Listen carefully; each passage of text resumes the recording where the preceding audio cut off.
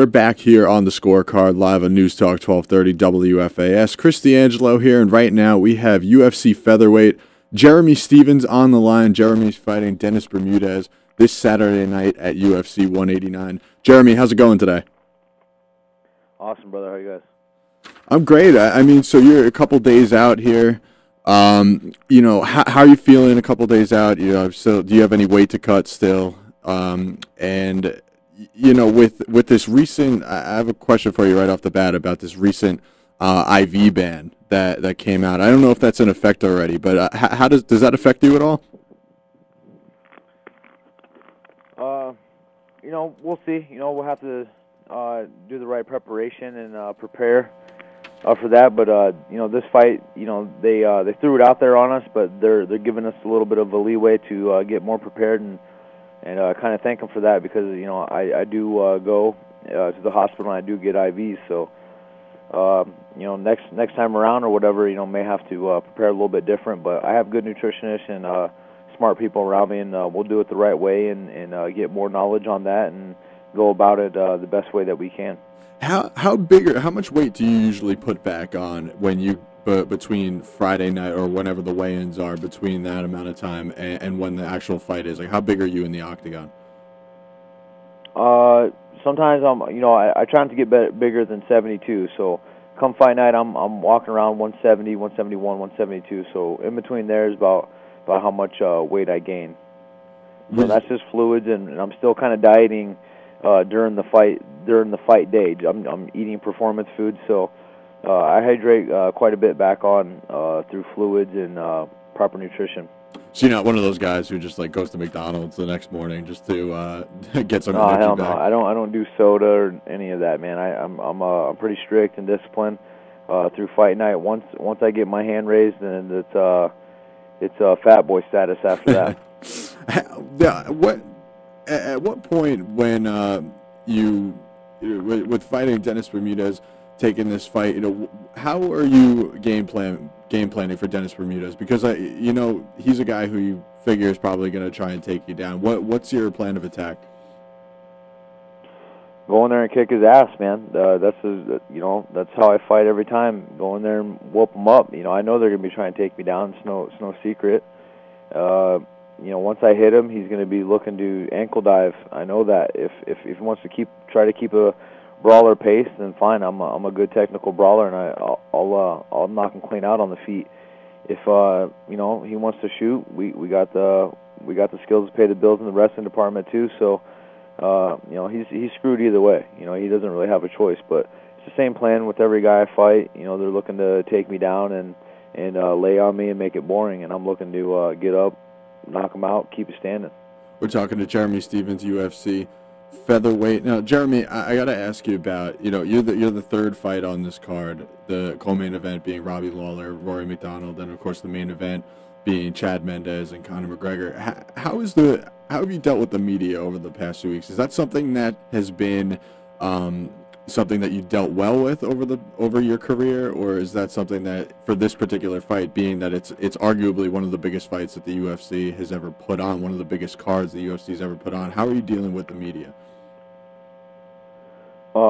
Media is just part of the game, man. If you want to be at the top, you gotta be traveling and doing lots and lots of media and stuff that you don't want to do, and that's the price you pay for being at the top. It's everybody wants to be there, but it's always crowded at the bottom. So I'd rather have media annoying me, being at the top than a bunch of nobodies at the bottom. So I mean, it's just part of the task, man. You gotta get your name, build your brand. After UFC, your name could be forever remembered, and media helps out with that. They help out with a lot of aspects that can really put you on the map. And sometimes people may not know who I am, even though fighting 22, 23 times in UFC, they may not know who I am. And with eyes on this card, certain media, certain people could start recognize me and having a good fight. Catch attention of new people and new people tuning in. So it's just part of the job, and I handle it pretty good, man. I'm always been a positive person. I don't really have anything, but if they were to do it during the weight cut, then we'd probably have some serious problems. Do you think that the UFC's recent deal with Reebok for you guys, for the fighters, do you think that it adds? Do you feel as if as a fighter that it adds credibility to the sport or to the UFC as you being a fighter in the UFC? Do you feel like it adds credibility? Yeah, I definitely feel like it adds credibility having a big name like that back the company, and it's better than a bunch of no names that you don't really know and recognize. I feel like the no names and some of those people, though, their loyalty is a little bit thicker, which I'm big on loyalty, and that always helps out if like you're from your hometown and they're supporting you and throwing you some nice cash and stuff like that, and you're doing stuff on the outside with them. It's always good to have that loyalty, that friendship, that certain bond. With Reebok, the credibility for the UFC, that was a big business move, but are they going to be as loyal to us as our other sponsors? Are they going to be treating us right? I guess we'll have to see how it all plays out in the end. Are you so you're still able to get sponsors outside of the UFC? It's just in the octagon only. It's basically like Nike and the NFL. Yep. You can do like kind of like how Peyton Manning does his Buick commercials. Right. He does that outside the NFL, but inside the NFL you got to wear specifics. Gotcha. Okay. Well, we're talking to Jeremy Stephens, UFC featherweight. He's going to be fighting Saturday night at UFC 189 against Dennis Bermudez. Jeremy, I want to talk a little bit about the main event. Now, obviously you're fighting, but this is a big deal for your division specifically because it's for whatever reason in the past with the UFC, for whatever reason on pay-per-view, the lighter weight classes have not generated as much fan interest, or the casual hasn't drawn the casual fan in for whatever reason. The pay-per-view buys are down sometimes. Even the Chad Mendes Jose Aldo fight didn't draw as many viewers as you would have thought, because that's a great fight. But do you look at this main event with Conor and everything that comes along with Conor McGregor and the trash talk and all that? I mean, how big could that be for the division and the UFC in general? Huge, man. If Floyd Mayweather wasn't in boxing, how good would boxing really be doing with revenues and pay-per-view buys? And a guy like Conor McGregor brings the microphones, brings the show in, and people love hearing him talk, and his whole little feng shui that he's got going on in his trash talk.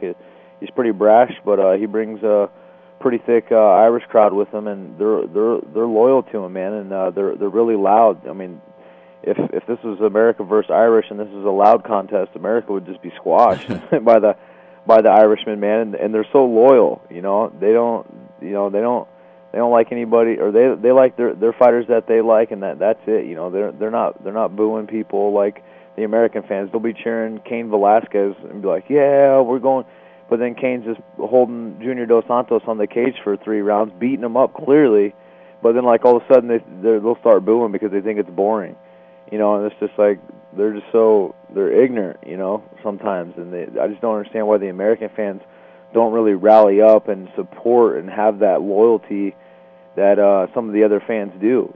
Some of the fans, like the Mexicos, the Irish, the Brazilian fans, they kill us in loyalty. They kill us in the arenas. I mean, their arenas are like 2,000-3,000 people sometimes, and they're louder than a sold out 65,000 or $14,000 or 14,000 seat at the MGM, 16,000, whatever it is, and they'll just crush us on the loudness and the craziness. So, America really needs to wake up and get behind some of their fighters and start creating some of that hype and that rise. But, as of right now, Conor McGregor's he's doing it. He's doing it for the division, and it's not a bad card to be on to go and steal that thunder.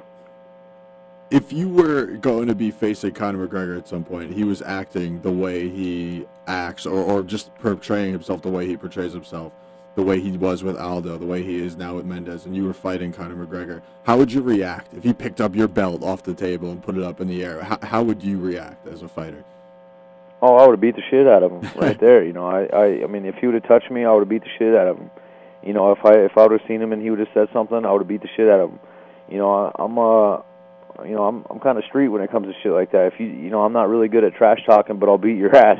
Right. If somebody pushes me or gets in my face, is threatening me or something like that, I'm gonna swing on you. But you got to handle yourself in a conductive manner as well. But if I feel like he's getting too close in the hot seat, then I'm I'm gonna probably smack him like a little bitch or something like that. So I really wouldn't be that chill. You know, mentally I'm gonna be prepared, but you know, if he gets up in my grill or something, I might have to smack him. Very cool, man. Jeremy Stephens going to be fighting Dennis Bermudez this Saturday at UFC 189. Jeremy.